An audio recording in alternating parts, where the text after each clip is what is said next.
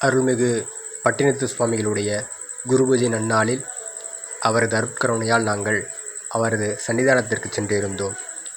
அங்கு அவரை தரிசனம் செய்த பிறகு அவருக்கு எதிரே உள்ள மண்டபத்தில் அவரது வாழ்க்கையில் நடந்த அற்புதங்களை மிக அழகாக புகைப்படங்களாக அமைத்திருந்தார்கள். அவற்றையெல்லாம் தரிசனம் செய்தோம். அந்தந்த புகைப்படங்களின் கீழே அந்த கதை சொல்லும் வரலாற்றையும் எழுதியிருந்தார்கள். அதை படிக்கும் பொழுது மிக ஆச்சரியமாகவும் அதிசயமாகவும் அற்புதமாகவும் இருந்தது. பூர்வ ஜென்மத்தில் பட்டினத்து சுவாமிகள் குபேரராக வாழ்ந்தவராம். சுவாமியுடைய உத்தரவின்படி அவர் இந்த பூலோகத்தில் வெறும் செல்வந்தராக அவர் அவதாரம் செய்தார்.